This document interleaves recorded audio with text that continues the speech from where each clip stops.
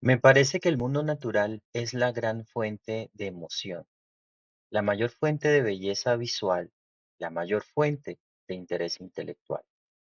Es la mayor fuente de tanto en la vida que hace que la vida valga la pena. Sobre la belleza del mundo natural. Sir David Attenborough, un biólogo y divulgador científico británico, nos inspira con esta frase sobre el sentido de la carrera que has escogido, del estudio de la vida. En este video vamos a explorar el significado de la biología como ciencia y a maravillarnos con lo que significa haber escogido esta carrera donde el mundo natural se vuelve emocionante en todos sus aspectos. Bienvenidos. ¿Por qué el mundo necesita biólogos? Bueno, ese mismo mundo, ese mismo planeta está siendo afectado por unas problemáticas que están afectando todo el planeta y que están también poniendo en riesgo la supervivencia de todos los seres vivos, incluyendo a la humanidad.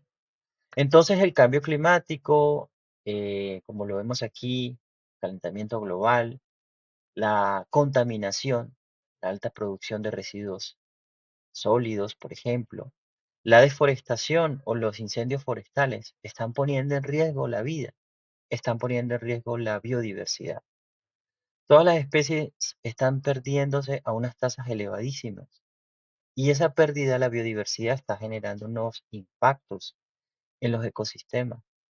Esos impactos en los ecosistemas están poniendo en riesgo la supervivencia de los seres vivos y que servicios tan importantes como el agua o el alimento o el aire que respiramos están en cierta medida siendo afectados por esa gran pérdida de biodiversidad, por esa gran problemática.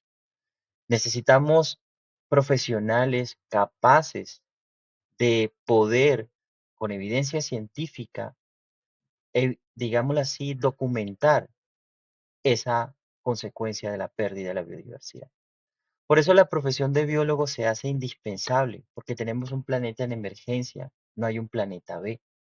Y ese planeta en emergencia necesita a una sociedad que, donde la profesión de biólogo se vuelve importante, porque a la final esos biólogos y esas biólogas van a estar trabajando mancomunadamente con otras profesiones para evidenciar y para poner sobre el, sobre la agenda mundial la necesidad de cuidar este planeta.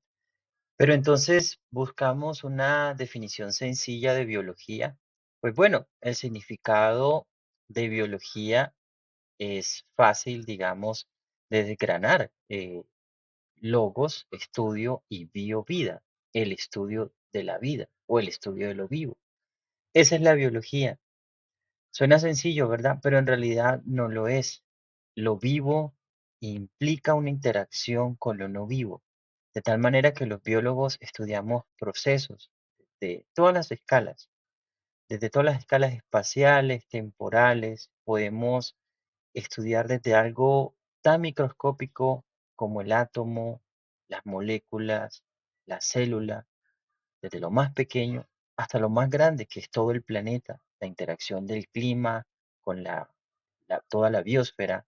Y en cierta medida nos volvemos una ciencia holística. ¿Qué quiere decir una ciencia holística? Quiere decir que una ciencia que estudia todo. Pero para estudiar todo también hay que comprender las partes de ese todo. Y eso obviamente nos lleva a integrar, a ser unos profesionales que definitivamente necesitamos integrar otras disciplinas para entender lo vivo. Como lo dije anteriormente, es que lo vivo se sustenta en lo físico, en lo no vivo.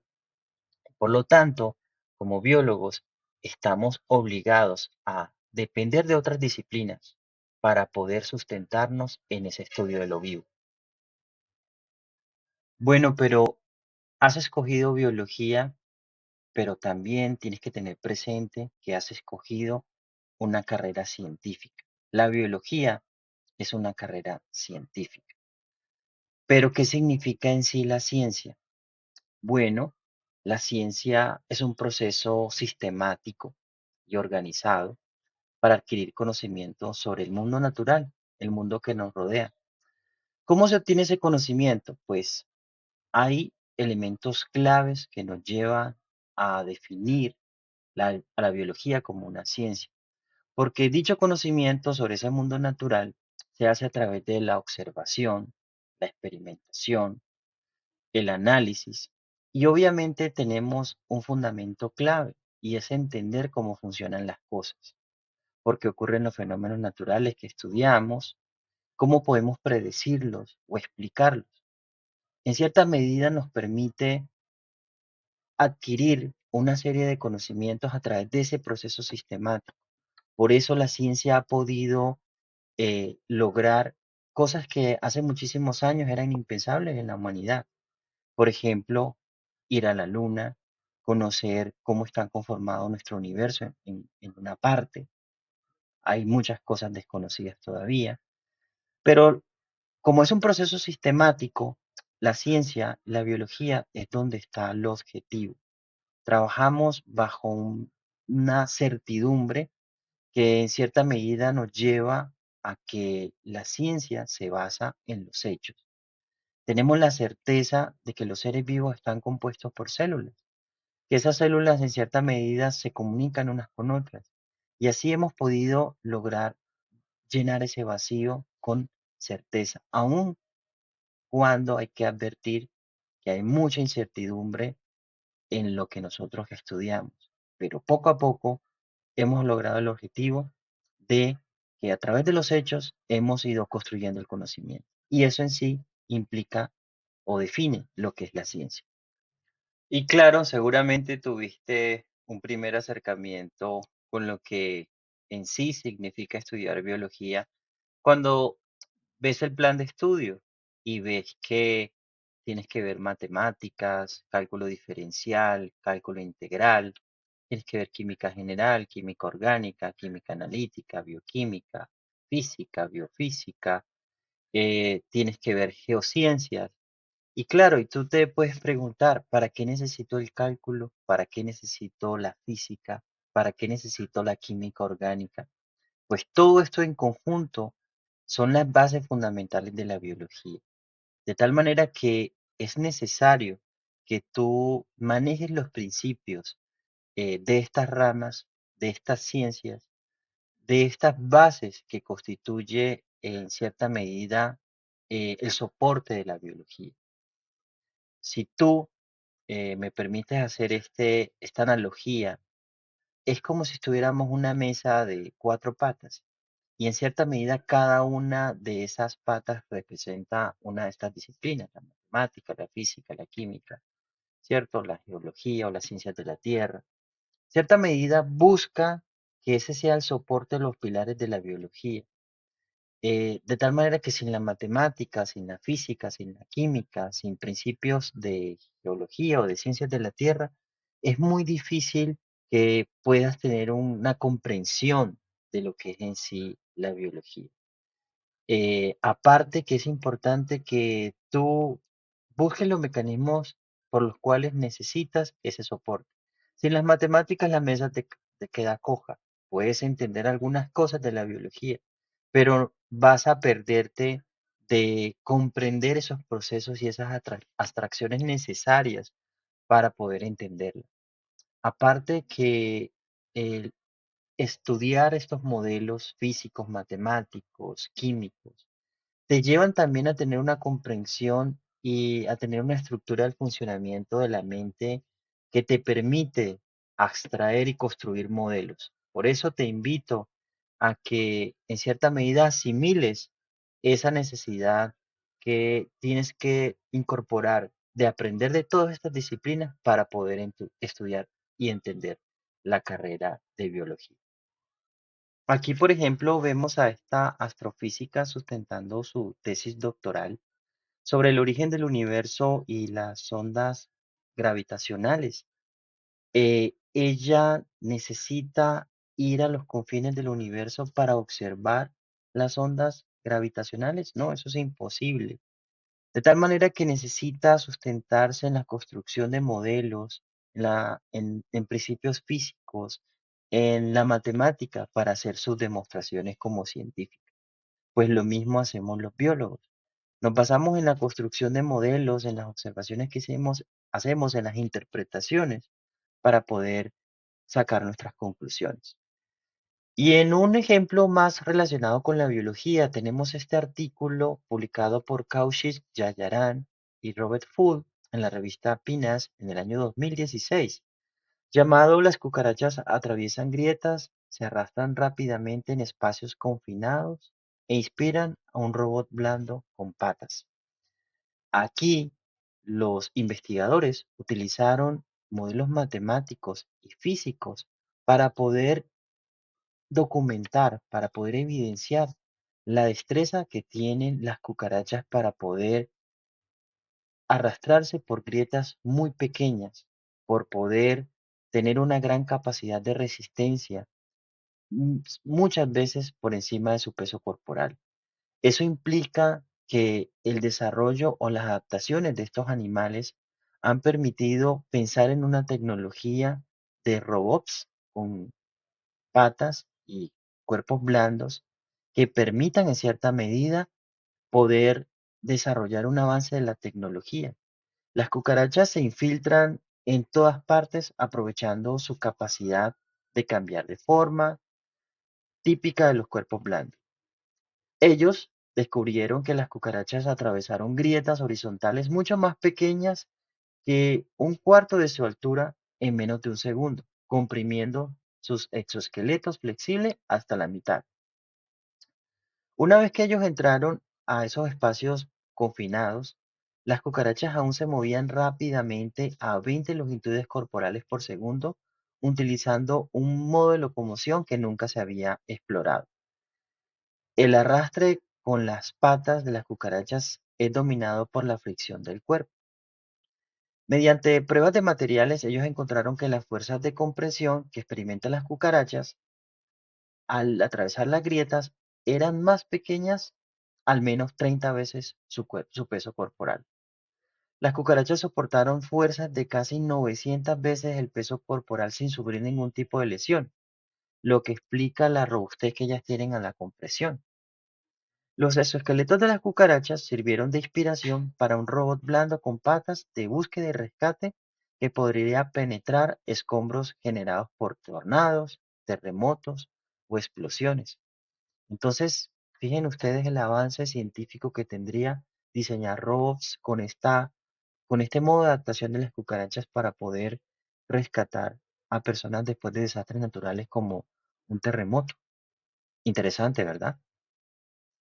Y con estos ejemplos vistos y la definición de ciencia, cabe la pregunta, ¿qué hacen los científicos para poder, en cierta medida, generar conocimiento? ¿Cómo trabajan los científicos? Bueno, recuerda que en la definición de ciencia habíamos dicho que era un proceso sistemático. Es decir, si es un proceso sistemático, se basa en un método. El método que usan los biólogos, que usan los científicos, es el método científico. Haga la redundancia. Ese método, ¿de dónde se origina? ¿De dónde parte el método científico? Bueno, el origen del método científico se basa en una rama de la filosofía clave que se llama lógica. Y la lógica en cierta medida se basa en que el conocimiento se genera a través de un proceso inductivo o a través de un proceso deductivo. Si el proceso es inductivo, utilizamos el método inductivo, pues básicamente estamos haciendo el rol de detectives, como Sherlock Holmes, donde nosotros hacemos una y varias observaciones y a través de esas observaciones repetidas, pues vemos un patrón. Eso es la definición de patrón, observaciones repetidas. Al observar un patrón, pues nosotros lanzamos hipótesis sobre ese patrón que estamos observando. Y cuando ponemos a prueba esas hipótesis, las sometemos a prueba, pues dependiendo del resultado, si la hipótesis se corresponde o corresponde con la pregunta, con ese patrón, hacemos el contraste de la hipótesis con nuestros resultados, pues podemos construir las teorías. En cierta medida, podemos usar de ejemplo la teoría celular. Piensen ustedes, por ejemplo, si observamos que los seres humanos están compuestos por células, las plantas están compuestas por células, los hongos están compuestos por células, las bacterias son, digamos, su composición es celular. Y lo mismo con los demás seres vivos. Podemos entonces tener un patrón de que los seres vivos, su unidad principal es la célula. Y lanzamos la hipótesis, ¿será que podemos pensar, predecir, en cierta medida, que todos los seres vivos están compuestos por células y la célula es la unidad de la vida? En cierta medida, esto lanza la teoría de que la vida está organizada a través de la célula y de ahí viene la teoría celular. Entonces, hemos partido de observaciones para generar un patrón, obtener un patrón, lanzar una hipótesis, poner a prueba esa hipótesis y de ahí, pues, con los resultados, alimentar la teoría. Lo contrario es lo que hacía Aristóteles, que era la deducción, era el método deductivo. A partir de la teoría, se lanzaba una hipótesis, luego de esa hipótesis se hacía una observación y luego esa observación generaba una confirmación. Entonces podemos decir que la teoría plantea que la Tierra es el centro del universo. Pues podemos lanzar la hipótesis que la Tierra es el centro del universo y dar una explicación para, para esa hipótesis. Luego entonces podemos generar una serie de observaciones y darnos cuenta que la Tierra es un planeta más que está en su órbita en relación, digamos, al Sol, en la Vía Láctea, y confirmar que efectivamente la Tierra no es el centro del universo. Eso es como deducir, el método deductivo. Entonces, estamos ahí en esos dos procesos de lo deductivo y lo inductivo. ¿Cuál es mejor? Pues no hay un método que esté superior al otro. En cierta medida se combinan para poder generar conocimiento y para poder trabajar en ciencia.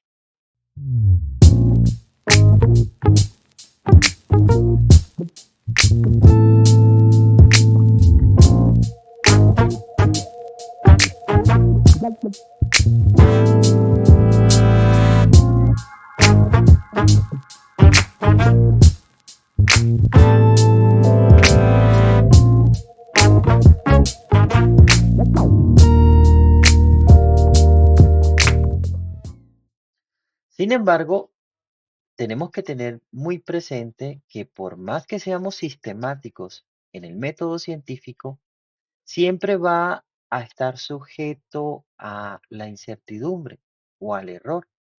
Entonces, hacer generalizaciones siempre nos puede llevar a que en algún momento puede llegar una evidencia que rechace esa generalización.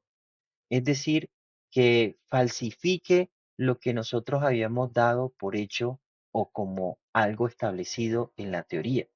Hasta el momento, la teoría dice que todos los seres vivos están compuestos por células o están conformados por células. Esa teoría puede ser falsificada o puede demostrarse falsa hasta el día en que se encuentre un ser vivo que no esté compuesto por células, ya sea en el planeta Tierra o en otro planeta. Por ejemplo, existe una generalización que nos dice que todos los cisnes son blancos. Entonces nosotros podemos hacer miles de observaciones hasta que llegue un día en que en algún lugar remoto del mundo encontremos un cisne negro. Entonces, siempre es difícil hablar que las generalizaciones nos van a llevar a que nunca vamos a encontrar una excepción. Eso es difícil de afirmar. También podemos hacer observaciones equivocadas que nos pueden llevar a conclusiones equivocadas. Aquí hay un ejemplo sencillo. Podemos ver en este ejemplo que dice que Fiona tiene 5 patas. Fiona es un gato. En conclusión, todos los gatos tienen 5 patas. Es decir, de una observación podemos sacar una conclusión completamente errada. Entonces, en cierta medida, esto nos lleva a que tenemos que ser muy cuidadosos a la hora de aplicar el método científico en nuestras investigaciones porque siempre hay un grado de incertidumbre. Lo importante es que ante la incertidumbre o ante los resultados que nos generan incertidumbre, siempre está la opción de repetir nuestros experimentos, de repetir nuestras observaciones para corroborar o no los hechos o las evidencias que estamos observando. Por otro lado, es bastante común confundir correlación con causalidad. Resulta que no, que son completamente diferentes. Cuando hablamos de correlación, estamos hablando de dos cosas que ocurren juntas, o sea, dos variables que puedan estar cambiando juntas, pero eso no significa que una sea la causa de la otra, que una cause la otra. La causalidad sí, efectivamente, sí es una cosa que causa directamente la otra. Podríamos pensar aquí en este ejemplo que esta ave que está posada sobre esta baranda doblada, ella es la causa de que esta baranda esté así. Pues resulta que no, que la baranda pudo haberse doblado por otras razones diferentes a esa ave que vemos posada ahí, como el clima, el tiempo, el uso o el desuso más bien, y el ave simplemente se posó allí.